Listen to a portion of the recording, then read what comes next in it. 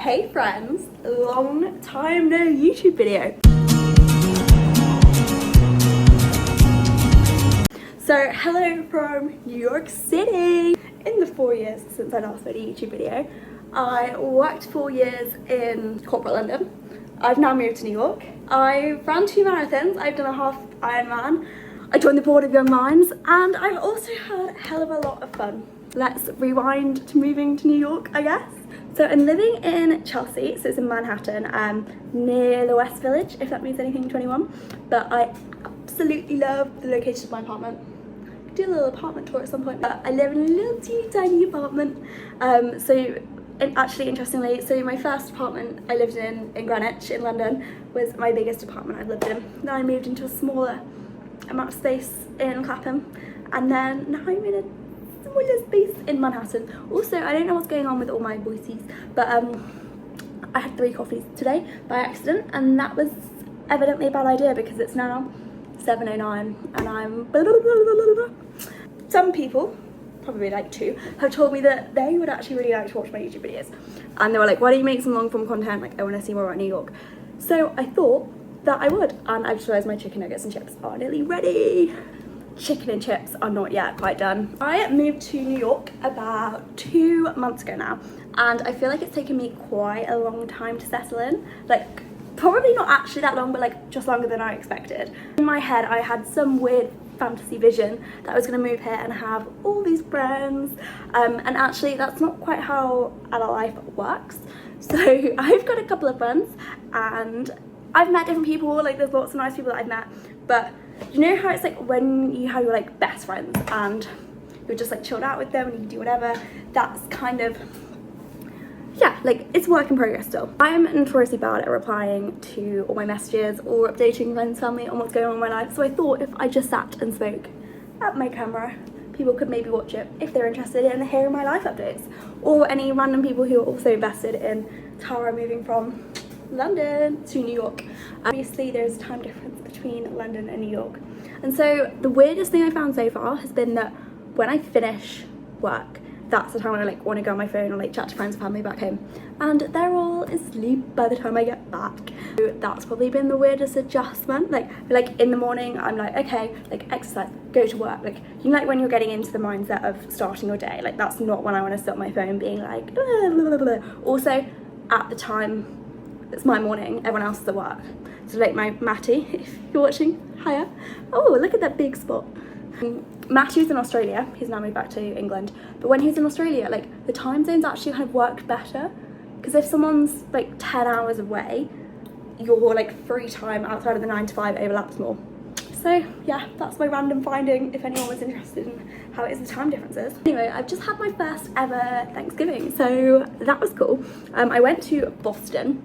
So there's a girl that I met when I was 14 on a cruise ship, and I went to stay with her family. So she doesn't have Instagram, so we kind of just kept in touch over iMessage, which is kind of almost even harder to do. But yeah, we met in Kids Club when we were 14, stayed in touch. She did a semester in the Netherlands and then came over to London a couple of times. So I met her in London a couple of times over the past few years, and then I stayed at her family's for like 5 nights.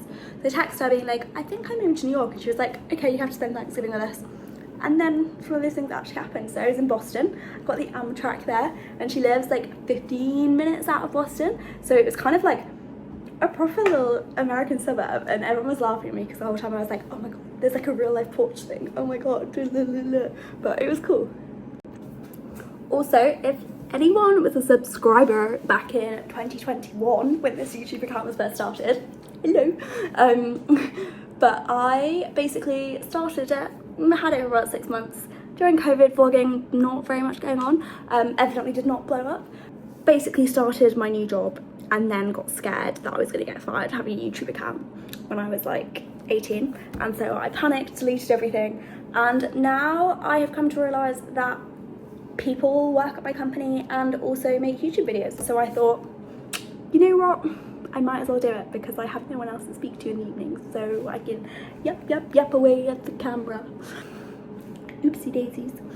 If anyone's interested, I moved over on an L1B visa, so it's like a specialised intra-company specialised worker, intercompany transfer.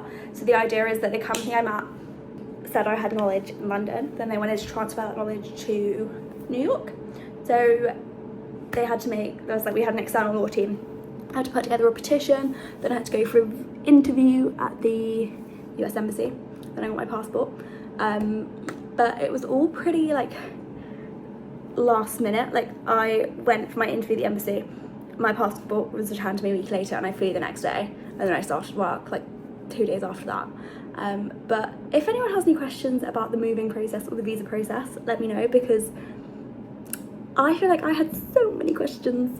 The thing I've noticed since moving is that it is exhausting. Like I definitely underestimated the amount it takes out of you.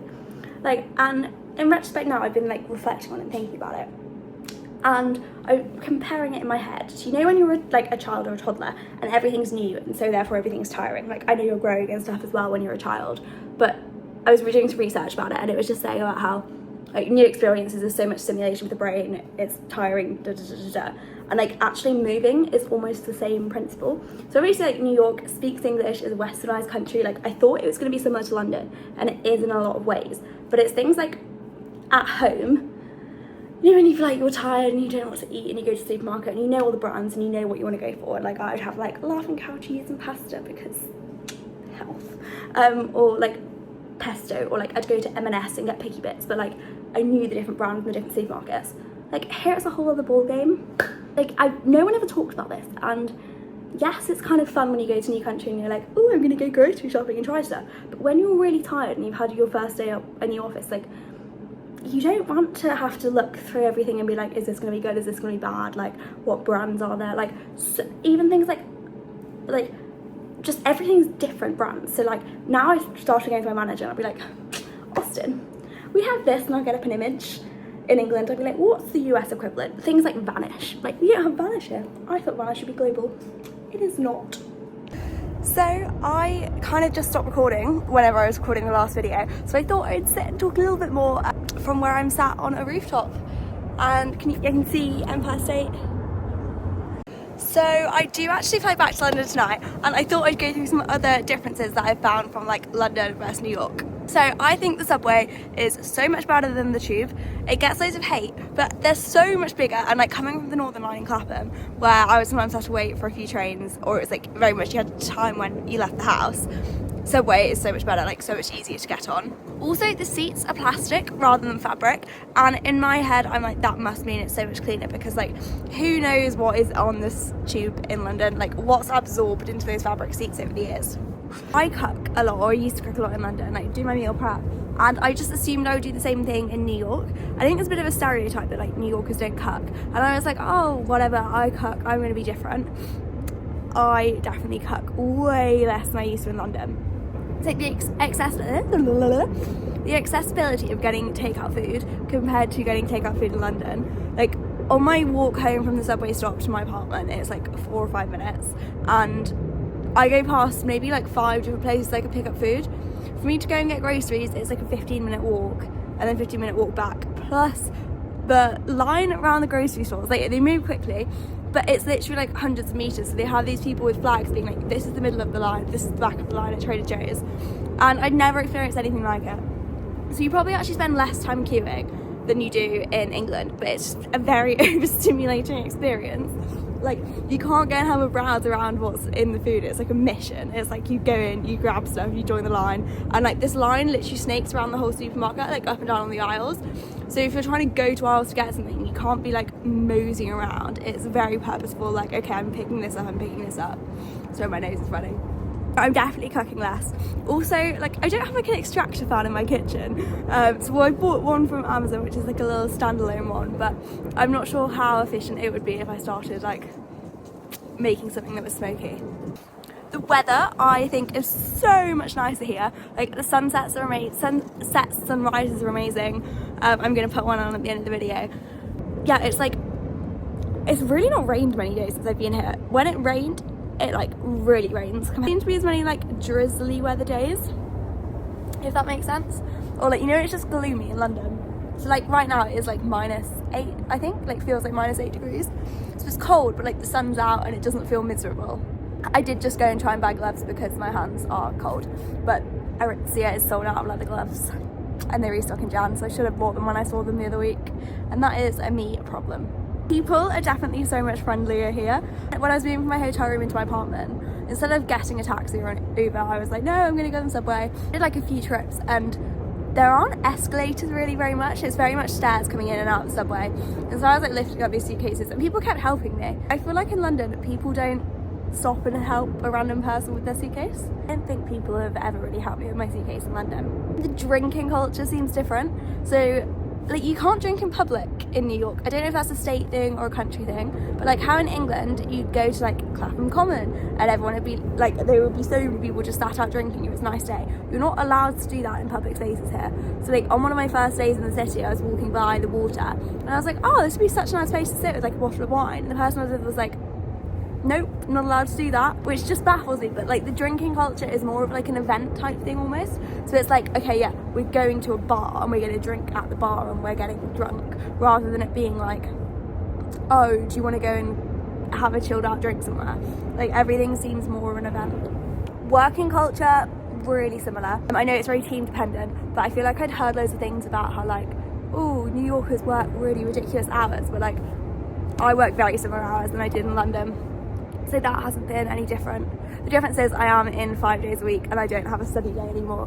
So I'm definitely noticing some extra tiredness. Like a study day I would obviously do work, but there's also more room to do things like your laundry. In England, they have washing machine, maybe a tumble dryer, maybe an all-in-one in your apartment, house, whatever it is.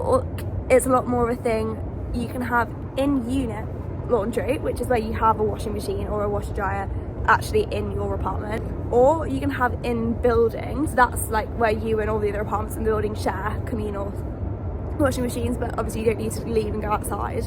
Or you have no washing and you go to the laundromat. So like, you know, like how in Friends is the episode of Rachel doing laundry, like it's actually really like that. So I've done laundry, I think I've only done laundry 3 times in the past like 2 and a bit months. So whereas in London I used to do it like twice a week. So I've just been more like using it as an excuse to buy new clothes, holding it up until I have loads, and then going and doing like a really big wash. It is a lot more effort than I anticipated. I literally don't have laundry in my building. I go to a laundromat, and you also have to get quarters out, like 20 pence coins equivalent. I have to put in cash into a machine, and then like you're at an arcade, it spits out all the coins, and then I have to stand there and put all my quarters in the machine to get the laundry to start. Like it's quite funny to have stuff like that. It's just different. I didn't know this was a thing, but loads of Americans like hate on the food in London. I've always had good experiences. I think London has good food. I wouldn't say I've noticed that much of a difference, to be honest. I don't eat in fancy restaurants, so maybe fancy restaurants are different, but it's way more of a thing than, like, I didn't know there was this whole thing about it. Central Park cycling laps are so good, as is going out of the city. Like, I would say the cycling is better here. Richmond is obviously beautiful and you have the dip. Central Park is lit up, like it has street lights all the way around it, so you can literally go, like I cycled around it at like 11 PM the other night.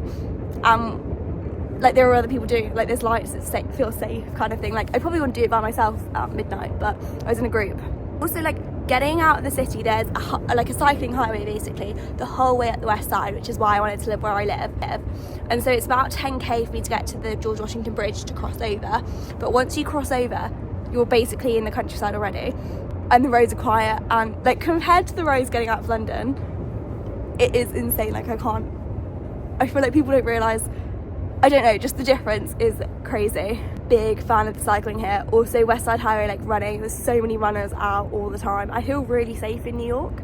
I think it's because how in London, obviously here everything's built up rather than out, and so in London you can be on a street by yourself quite a lot. Like not that I ever felt particularly unsafe, but like here there's always people around, which I feel like gives an element of feeling safe. Another thing that's different is you don't really pay for like, but we pay for Wi-Fi, but the rest of the bills are included in my apartment. So, but we don't have control of the heating. So there's a law in, I don't know if it's New York City or New York State, but the landlord is in charge of keeping the apartment above a certain temperature during winter. And we've got one radiator in our 2-bedroom apartment. So the radiator is in my roommate's room, and the rest of the rooms have got pipes, like hot water pipes going through. So my room is heated by the hot water pipes, which are controlled by the building, not by me. So there is basically just permanently heat pumping out my bedroom, and so I've still got the aircon on. Like, it's really bad, but it's just so hot. A walk-up building. Basically, I went for choosing the location rather than like the space, if that makes sense. So my apartment is pretty teeny tiny, as I mentioned. It's a walk up, so it's one flight of stairs to walk up to it. But then like, and I've got a window in my room, we've got a window in the living room. But rather than a window that like faces daylight, it's a window that faces the window of the building next door. So there's probably like half a metre between our apartment and the apartment across. So like, we don't get daylight in because it's like 6 or 7 stories up. Yeah, I don't know how to explain it fully, but basically there's no daylight in my bedroom. So, and my view out of my window is a view into next door's apartment, which is quite funny. And you don't have a view, you're looking into the person's apartment, and it's like having friends, and they had Fat Naked Man. Is that Fat Naked Man? Is that what they called him? Can't remember now. Like that, it's so funny how I think people think stuff's like made up for the TV, and it's like, no, actually, yeah. So I'm now in the queue for security at JFK. I was editing my video on the train and realised I didn't actually say goodbye. So if you watched all the way to the end, thank you very much for watching, and let me know what content you'd be interested in seeing, because I actually had a lot of fun making this. So let me know, and I'll see you soon.